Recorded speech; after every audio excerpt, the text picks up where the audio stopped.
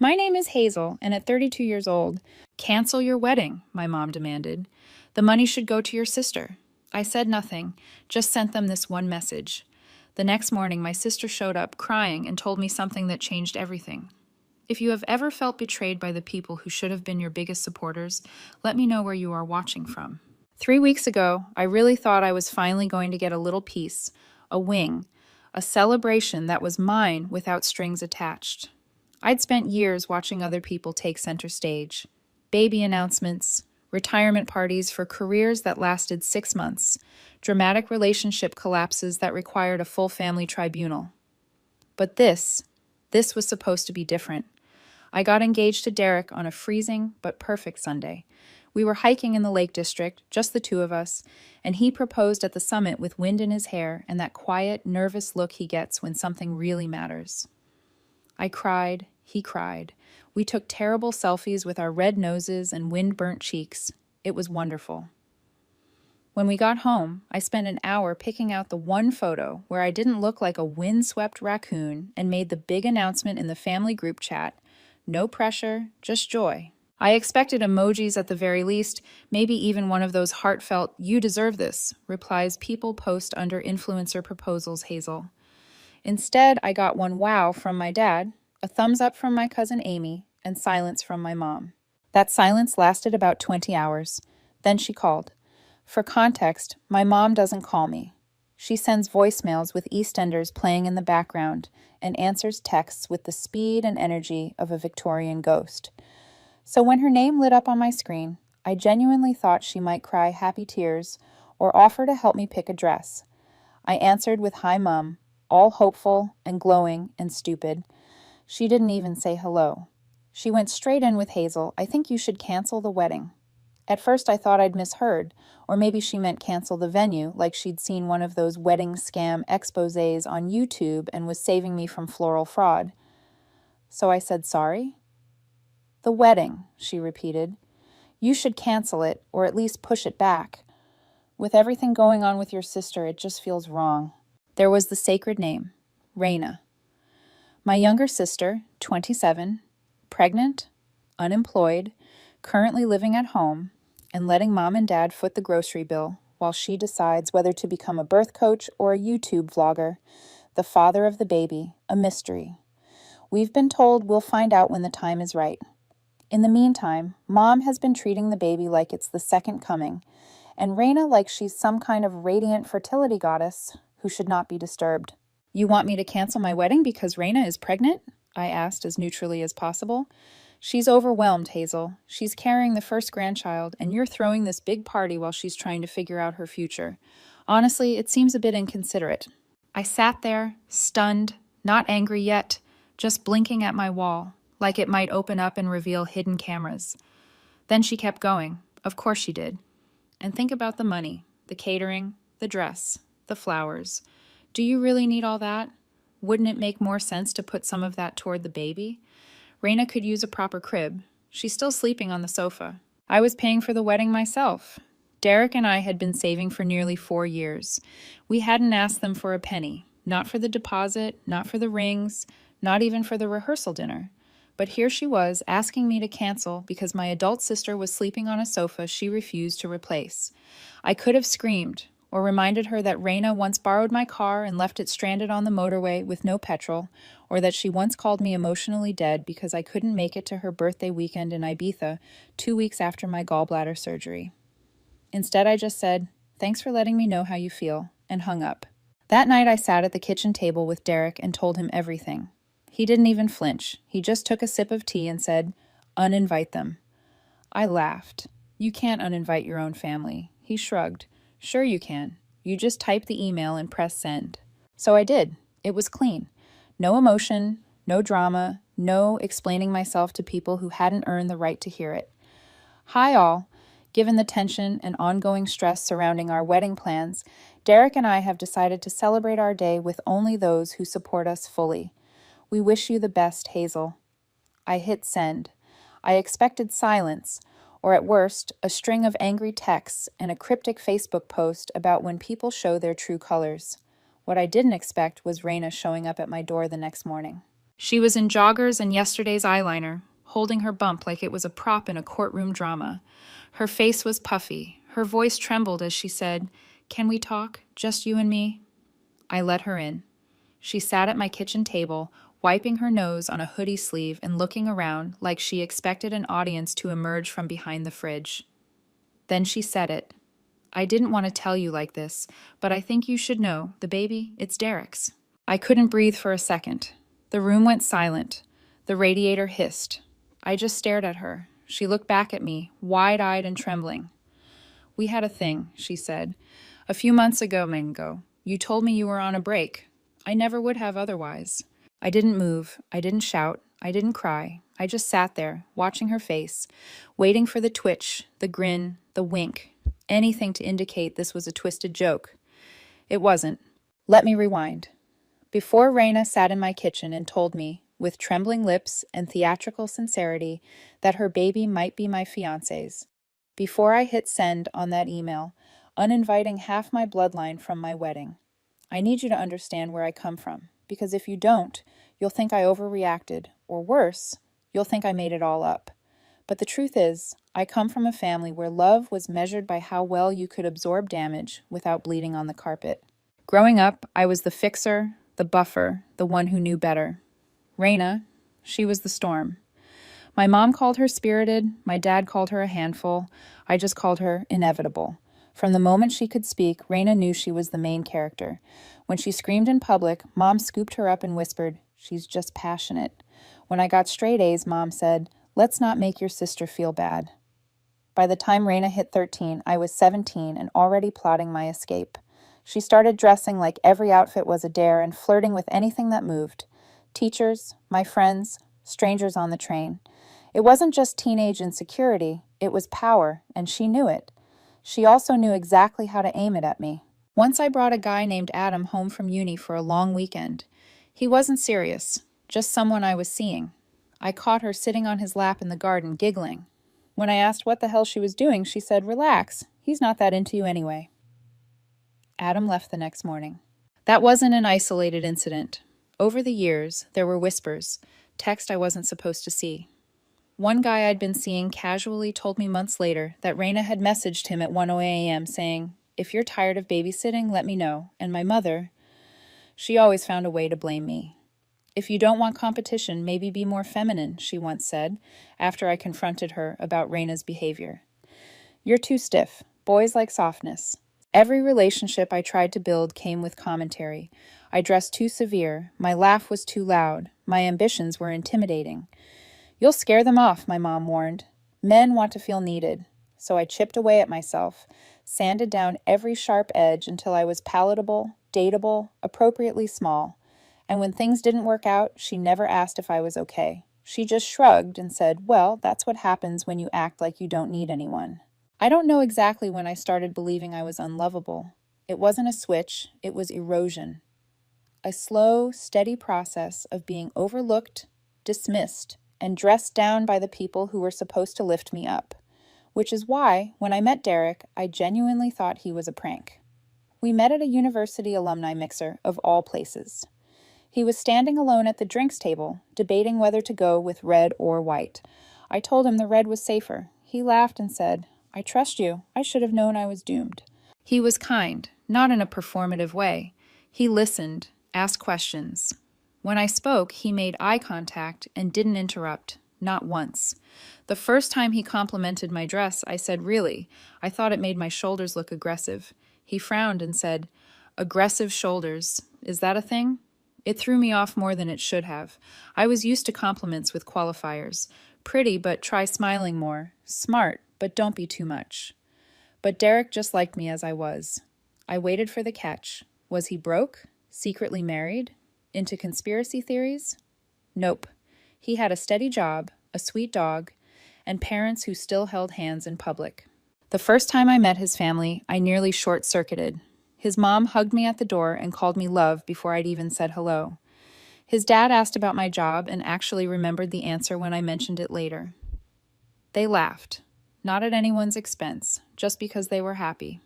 After dinner, I stood in their kitchen, awkwardly holding a plate, unsure what to do. Derek's mom gently took it from my hands and said, "You're a guest. Go relax." I almost cried on the spot. No one had ever told me to sit down in a kitchen before. I didn't know love could feel like that, spacious. And once I had a taste of it, going back to my family felt like stepping into a haunted house. With the lights on, I noticed things I used to shrug off, the way my mom compared every single one of my decisions to Raina's. Raina got pregnant by accident. She's following her heart. I planned a wedding after saving for 4 years. Seems a bit showy, Hazel. Who are you trying to impress? Raina asked to borrow money. She's just in a hard place. I said no for the first time. Wow, cold much? Every time I stood up for myself, they acted like I was committing arson, so I stopped trying to explain myself. I chose my peace over their approval. I stopped bailing Raina out, stopped picking up the phone when Mom wanted to talk, her monologue for 45 minutes about how I'm failing the family emotionally. Thought I was free, and then I got engaged. That's when the pressure returned, like a bad habit. You're going to make this whole thing about you. Shouldn't you wait until after the baby's born? Weddings are expensive. Wouldn't it be better to invest in your niece or nephew's future? As if I'd hijacked the family narrative by daring to celebrate my relationship. And when I pushed back, when I said no, we're moving forward as planned. That's when Raina showed up with her sad eyes and her ticking stomach and said, "I need to talk to you alone." That's when she told me the baby was Derek's. And here's the part I hate the most. I didn't believe her. Not exactly, but a small, traitorous part of me, a part shaped by decades of gaslighting, did. Just for a second, and that second nearly broke me. Because it wasn't just a lie, it was a weapon. And the worst part? I was already conditioned to accept that maybe I deserved it. If you've ever had your sister claim she's pregnant with your fiancé's child out of the blue, no evidence, just vibes and a conveniently shaky voice, then you know what the next 48 hours feel like. Like someone set your brain on fire and then said, "Relax, it's just a bit of smoke." I didn't sleep that night. Not because I believed her, at least not fully, but because I didn't know what came next. What do you do after someone crosses that kind of line? What's the etiquette? Do you send a card that says, "Congrats on your performance. I rated a B- for pacing"? I woke up the next morning to 3 texts from Raina. "I didn't mean to upset you. I just thought you should know. This is really hard for me too. Please don't tell Mom yet." Translation: I know this is nuclear, and I want to control the fallout before it hits me. I didn't respond. Instead, I sat Derek down over breakfast and asked him quietly, deliberately, if there was anything he needed to tell me. He looked genuinely horrified. "No, God, no, Hazel, what's going on?" So I told him, and then I watched his face shift through disbelief, amusement, and something like heartbreak. He said, "You really think I'd do that to you?" And I said no. But the truth was, I didn't know what I thought. I was too busy trying not to drown. He wrapped his arms around me and said, "She's lying. We both know that she's always needed attention, and now, with you getting married..." He didn't have to finish the sentence. She couldn't stand the fact that for once I was the headline. That afternoon, I did something I probably should have done years ago. I canceled the standing payment I'd been sending to Raina every month for Essentials. Essentials, which based on her Instagram stories, included eyelash extensions and chai lattes. Then I went through my emails and forwarded my wedding planner the new updated guest list. No Raina, no Mom, just the people who hadn't tried to psychologically carpet bomb my engagement. Within 6 hours, my phone started buzzing like it owed someone money. Missed calls, voicemails, one furious text from Mom that said, "You're overreacting. Raina is pregnant and emotional. This isn't the time to punish her for a slip-up." A slip-up? What exactly was the slip-up? Lying about an affair? Implying my fiancé was a cheat? Or telling me not to tell her? I didn't reply. I turned my phone off. The next morning, Raina showed up at my flat unannounced. Of course she was in full I'm the victim mode. Puffy eyes, hoodie, no makeup. The kind of look you cultivate when you want the world to know you've been wronged. I didn't let her inside. We stood in the doorway like 2 lawyers about to start depositions. She said, "I feel like you're shutting me out." I said, "You made up a story that my fiancé is the father of your baby. What exactly would you like me to do with that?" She sniffled. "I didn't make it up. I had a feeling." He always looked at me kind of weird. I blinked. You mean like how most humans look at the woman who destroyed their partner's car keys with a glue gun? She flinched. That was an accident. No, Raina. That was psychotic. She shook her head. You always twist things, ever since we were kids. Oh, here we go.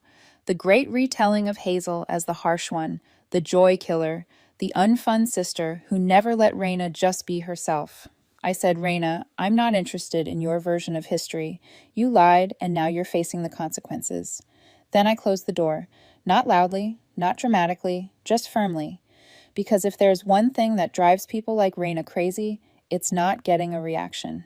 The next escalation came quickly. My mother called Derek, yes, my fiancé. She left him a voicemail so syrupy it might as well have come with a free pancake. Derek, sweetheart. I just wanted to say I know none of this is your fault. I know you'd never hurt Hazel, but she's very emotional right now. Maybe you could talk to her, calm her down. She then followed it up with a text. I know you'll do the right thing. She's just overwhelmed. Overwhelmed? I wasn't the one fabricating paternity plots. I played Derek the messages. He laughed, but not in a funny way, more in a, is this real life or a telenovela kind of way. Then we made a decision. We were moving the wedding date up. Not out of fear, out of freedom. We didn't want to spend another 4 months waiting for the next sabotage attempt. I told my planner. She was thrilled. Apparently our venue had just had a cancellation, and she could shuffle everything around with minimal chaos. We were back on track for about 20 minutes. Then the group text happened. Raina added me, Derek, Mom, Dad, our aunt, who only shows up when there's gossip, and a few cousins who haven't spoken to me in years. She wrote, just so everyone knows, I've been uninvited from my own sister's wedding for telling the truth. She thinks her life is too perfect to admit that sometimes men make mistakes. I didn't want to go anyway. But this family should know the kind of person she's become. I stared at the screen. Then I typed, the kind of person who sets boundaries. The kind of person who doesn't tolerate lies. Yeah, that's exactly who I've become. And thank God for it. Then I left the chat. One cousin messaged me privately. Yikes, that was a lot. Another wrote, honestly, proud of you. And then my favorite Aunt Lila, who never minces words, replied, Raina, sit down. You've embarrassed yourself enough this year. That one I screenshotted and saved for later. Joy folder. As the new date approached, the drama settled into a simmer. Raina went quiet. Mom sent one final email that said, You've made your choice. I hope you're happy. I didn't respond. I was too busy planning a wedding I'd actually enjoy. And when the day finally came, sunny, calm, perfect, I walked down the aisle toward a man who never once made me question my worth. No drama, no theatrics, no lies. Just us and peace. For the first time in my life, I felt like I was exactly where I was meant to be. Here's what they don't tell you about peace. Sometimes it feels suspicious. After the wedding, after the flowers and dancing, and the quiet honeymoon tucked away in the countryside, I waited for the next explosion. A surprise voicemail, a dramatic doorstep apology, a baby photo captioned with Derek's initials. Something. But nothing came. For 2 full weeks, the silence held. Then one Sunday morning, while I was folding laundry and thinking about absolutely nothing at all, I heard a knock on the door. Not a text, not a call, an actual knock. The kind that says, I know you're home. You'll have to look me in the eye. I opened it, and there she was, Raina. Her face was stripped bare. No makeup, no posing. She looked older than I remembered. Tired, or maybe just real. She stood there for a moment, then said, Can I come in? I didn't answer right away. I didn't owe her that. But eventually, I stepped aside. She sat on the edge of the couch, like she thought it might bite her. I'm not here to start anything, she said. Good, I said, crossing my arms. There was a long silence. Then she exhaled. I lied. It took me a second to process it. Even longer to believe she actually said it. Lied, I repeated. She nodded, looking down at her hands. Derek's not the father. I made that up. I didn't say anything, because honestly, what could I say? She continued. I wanted to hurt you. That's all it was, so I said nothing. Raina leaned back on the couch and stared at the ceiling, like the truth was written there. You know, I never used to believe in love. Not really. I dated because it was fun, it was easy. I didn't think it was real. I sat down across from her but didn't speak, just listened. Then last year I met this guy, she said, and her voice went soft. Nate. We met at a concert. He wasn't like the others. At least I thought he wasn't. She gave a humorless laugh. I actually caught myself smiling at texts, making excuses to see him. I even deleted my dating apps. First time in years. And I asked, though I already knew, and the second I brought up being exclusive, he bailed. Said I was coming on too strong. Said he wasn't ready for anything serious. Then ghosted me completely. Rena swallowed. That was the guy. The father. I haven't even told him. I couldn't. I was too embarrassed. She wiped her eyes roughly with her sleeve. I was the player, Hazel. That was my whole identity. And suddenly I got played. And pregnant. I didn't know how to process it. I still don't. I could feel my heart softening, but not breaking. Just shifting. Then you got engaged, she said. And you looked happy. Like real happy. With someone solid. A guy who doesn't play games. And it made me feel... She trailed off. Alone, I offered. She nodded. Yeah. Like I'd lost something I didn't even know I wanted until it was already yours. Then she looked me in the eye. I told myself he'd cheat eventually, that all men do, so I might as well prove it to you before it happened. That's twisted, I said quietly. I know, she whispered. Another silence stretched between us, the kind that usually comes before a goodbye. I'm not asking for forgiveness, she said finally. I just needed you to know. I stood and walked to the window, mostly so I wouldn't have to look at her.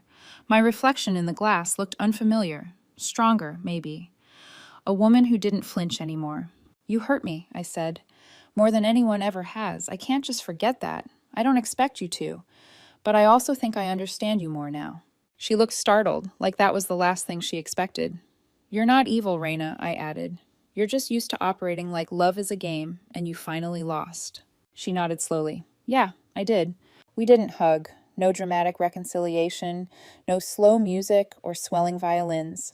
Just a long, heavy pause. And then she stood up. I'll go, she said. Thank you for listening. She walked to the door and opened it, then turned back. And Hazel, yeah? I meant what I said before. He's one of the good ones. You picked well. I watched her walk down the hall and disappear around the corner. And just like that, the war was over. Not forgiven, not forgotten, but over.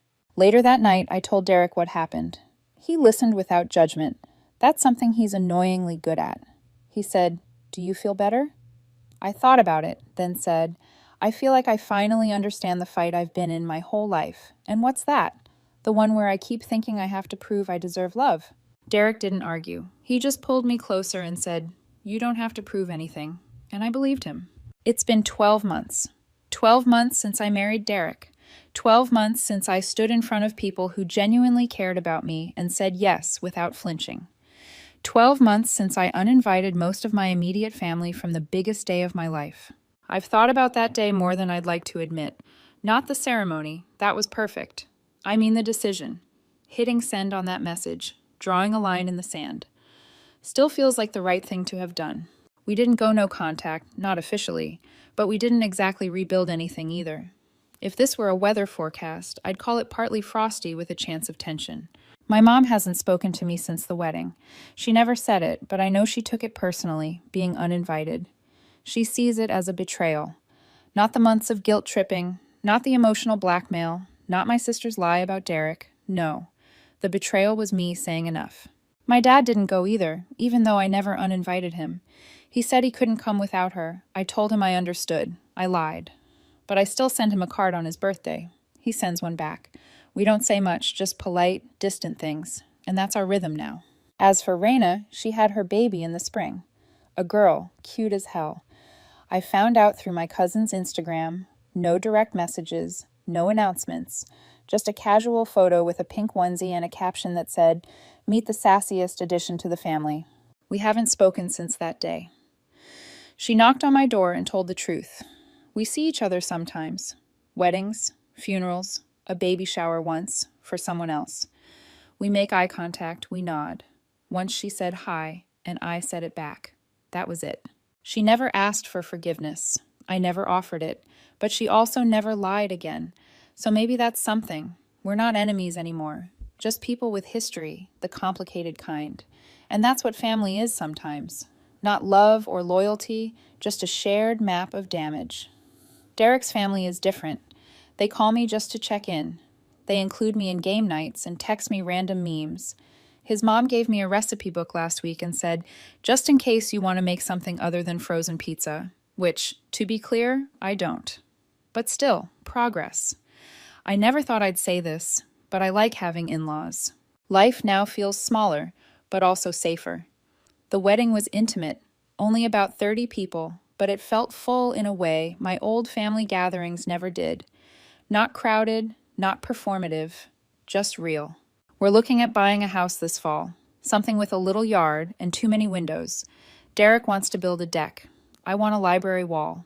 We'll probably compromise and get both, or neither, depends on the budget. Sometimes I wonder if things will ever change with my family, if my mom will pick up the phone, if Raina will ever write a real apology. But I don't wait for it. I don't need it. That's the real difference. Before, I spent so much time proving I was worthy of kindness, of peace, of love. Now I know I am. And I don't require a committee to validate it. I don't need the people who broke me to sign off on my healing. So no, we're not reconciled. We're not hugging at Christmas or pretending any of this didn't happen. But we're also not at war, and that, in its own quiet way, is enough. Still, sometimes I wonder, did I do the right thing? Was uninviting them from the wedding the boundary I needed, or did I go too far? I'd really love to hear what you think. If this story made you feel something or made you think, go ahead and subscribe. There's more to share.